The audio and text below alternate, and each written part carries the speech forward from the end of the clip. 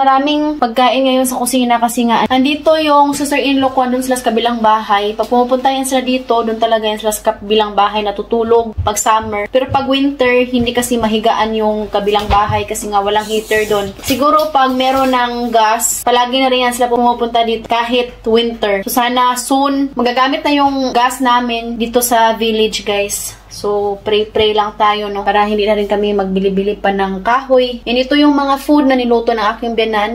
Manok! Tapos itong rice, yung tawag nila dito is pilaf. Para siyang arroz caldo. Like na like ko rin yan. Tapos nagluto rin si Mama dito ng isda.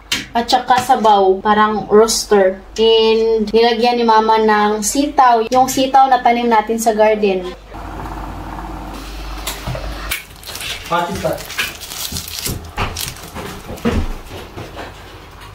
Ito yung sauce. Nandito na yung sister-in-law ko, guys. Yung binan, oh.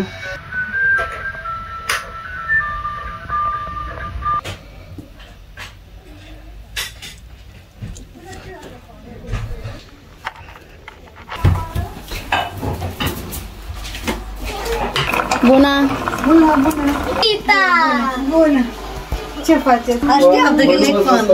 Dito kami kumain ni Edie sa kusina, guys. Sila doon sa teras kay sobrang init doon.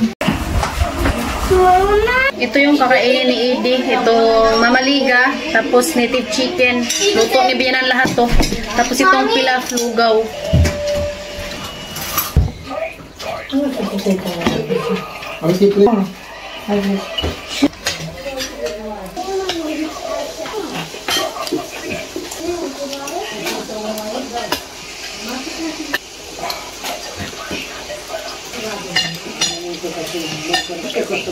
Что ж ты делаешь туда? Я!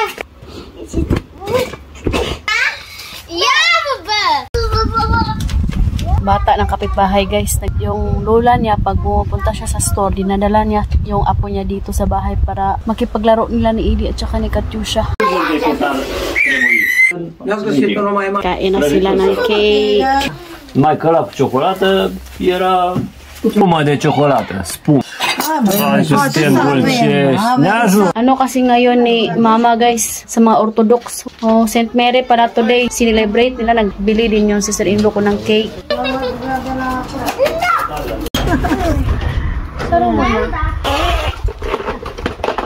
A zis Catiușa că e... Ia să vedem.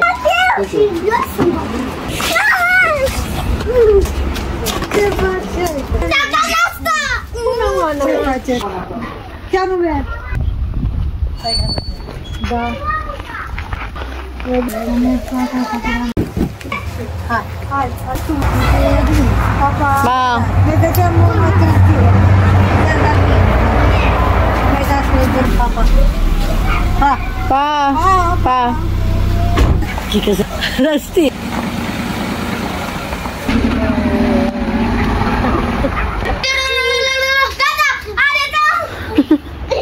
Cake. Maraming salamat po sa suporta nyo, sa panonood sa aming mga vlog. That's all. Thank you. We love you all.